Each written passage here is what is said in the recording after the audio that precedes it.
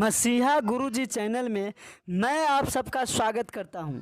आज मैं 12वीं कक्षा की हिंदी के अर्धनारीश्वर पाठ की व्याख्या कर रहा हूं।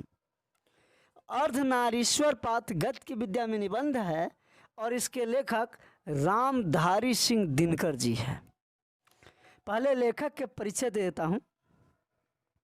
लेखक के परिचय: रामधारी सिंह दिनकर का जन्म बिहार के बेगूसराय जिला के सिमरिया ग्राम में 23 सितंबर 1908 को हुआ।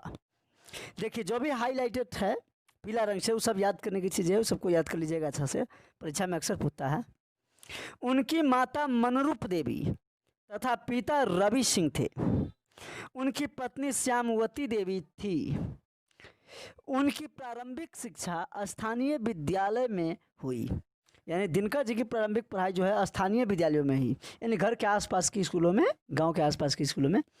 1932 ईस्वी में वे पटना विश्वविद्यालय से इतिहास में बीए की परीक्षा पास किए, यानी ऑनर्स वे किए हिस्ट्री से, और 1932 में पटना यूनिवर्सिटी से। संस्कृति के 4 अध्याय, उनका एक निबंध संग्रह है संस्कृति के 4 अध्याय, इसके लिए उन्हें साहित्य अकादमी पुरस्कार मिला था, और उर्वशी के लिए उन्हें ज्ञानपीठ पुरस्कार मिला था। वे राज्यसभा सांसद भी रहे हैं। उन्हें साहित्यिक रचनाओं के लिए पद्म भूषण पुरस्कार भी मिला है। 24 अप्रैल 1974 ईस्वी को उनका निधन हुआ था।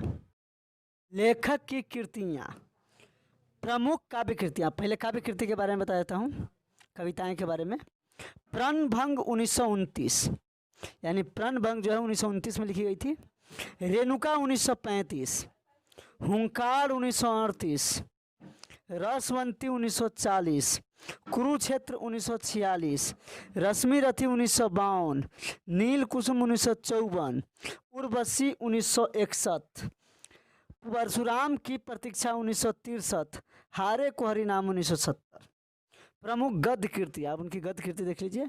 मिट्टी की ओर 1946, अर्धनारीश्वर जो पाठ पढ़ रहे हैं आप लोग, ये 1952 में लिखी गई थी। अर्धनारीश्वर 1952। संस्कृति के 4 अध्याय 1956, इसके लिए उन्हें साहित्य अकादमी पुरस्कार भी मिला था। काव्य की भूमिका 1958, वत पीपल 1961 में लिखी गई थी। दिनकर की डायरी 1973 में लिखी गई थी। अब सारांश देखिए, सारांश पूछेगा तो आप पूरा सारांश लिख दीजिएगा। हम इसको जो है कि संक्षेप में सारांश जो है अच्छा तरह से इसको लिखा हूँ। अगर सारांश पूछेगा तो आप यही लिख दीजिएगा, कोई दिक्कत नहीं होगी। सारांश देख लीजिए, यानी इस निबंध को शॉर्ट में बता रहे हैं। अर्धनारीश्वर रामधारी सिंह दिनकर रचित एक प्रेरक निबंध है, यानी प्रेरणादायी निबंध है, ज्ञानवर्धक निबंध है जो हमें कुछ सिखाती है। अर्धनारीश्वर शंकर और पार्वती के काल्पनिक रूप है, यानी अर्धनारीश्वर जो है आधा शिव आधा पार्वती के काल्पनिक रूप है, जिसका आधा अंग पुरुष का और आधा अंग नारी का होता है। एक ही मूर्ति की 2 आंखें, एक रश्मय और दूसरी विकराल। एक महिला के आंखें हैं जो रश्मय है, और एक पुरुष के है जो विकराल है। एक ही मूर्ति के 2 भुजाएं, एक त्रिशूल उठाए और दूसरी की पहुंची पर चूड़ियाँ। एक ही मूर्ति के 2 पांव, एक जोरदार साड़ी से आवृत और दूसरा बाघांबर से ढका हुआ।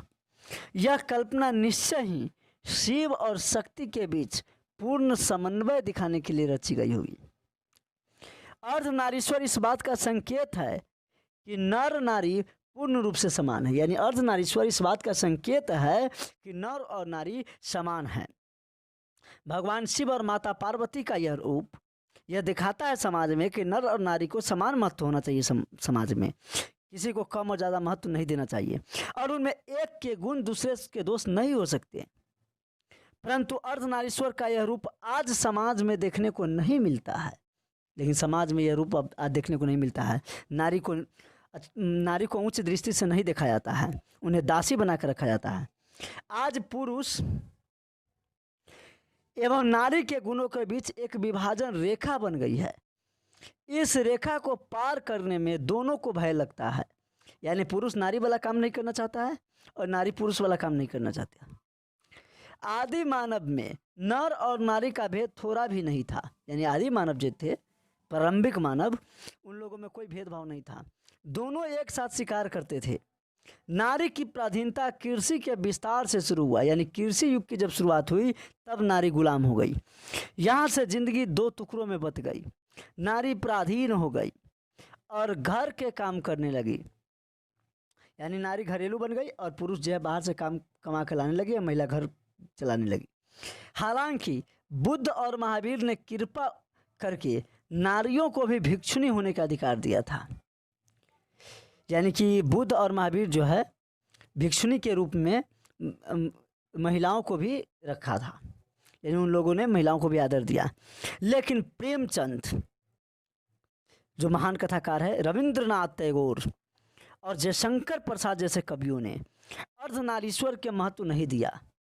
इन लोगों ने नारियों को पुरुष के बराबर दर्जा नहीं दिए हैं। प्रेमचंद ने कहा है कि पुरुष जब नारी के गुण ग्रहण करता है तब वह देवता बन जाता है। यानी प्रेमचंद का कहना है कि पुरुष जब नारी के गुण ग्रहण करेगा ना, यानी पुरुष में वीरता का जो गुण है, अगर उसके साथ मतलब कि दयालुता के भी नारी वाला गुण भी आ जाए तो वह देवता बन जाएगा। किंतु जब नारी नर का गुण ग्रहण करती है तब वह राक्षसी हो जाती है। लेकिन नारी जब पुरुष का गुण ग्रहण कर लेगा तो वह राक्षसी हो जाएगा। तो ये तो अन्याय है कि नर नारी के गुण ग्रहण कर सकता है लेकिन नारी नर को गुण ग्रहण नहीं कर सकता है, तो ये तो नारी के साथ अन्याय है। लेकिन प्रेमचंद जी का यही कहना था। प्रसाद जी ने ईरा के बारे में कहा था कि वह ऐसी नारी है जो पुरुष के गुण सीखी हुई है। इसका मतलब ये नारी के गुण को पुरुष के अलग मानती है। रविंद्रनाथ टैगोर का कहना था कि नारी केवल प्रेम और आकर्षण के योग्य होती है। लेखक इस निबंध के माध्यम से हमें बताना चाहते हैं कि जो पुरुष का कर्म क्षेत्र है वह नारी का भी कर्म क्षेत्र है। नर और नारी दोनों जीवन का उद्देश्य एक ही है, यानी नर का भी जीवन का और नारी के भी जीवन का उद्देश्य एक ही है। इसलिए जब कोई पुरुष नारी के काज करती है तो उसे स्त्रैण कहकर पुकारना, उसका मजाक उड़ाना ठीक नहीं है। आजकल देखते होइएगा कि जब कोई पुरुष महिला वाला कार्य करता है तो प्रायः जो है कि गांव देहात में खासकर उसको स्त्रैण, जिसको देहात में कहते हैं मंगमेहर, ऐसे कहने लगता है। गांधी जी भी अपने अंतिम दिनों में नारीत्व की साधना की थी।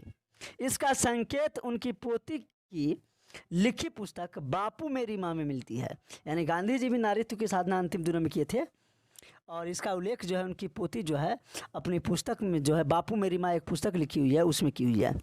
अतः समाज के विकास के लिए दोनों के एक दूसरे के साथ मिलकर कार्य करना चाहिए। इस प्रकार निबंध की व्याख्या पूरा हुआ। अगले वीडियो में मैं प्रश्न उत्तर करूँगा। जय हिंद, जय भारत।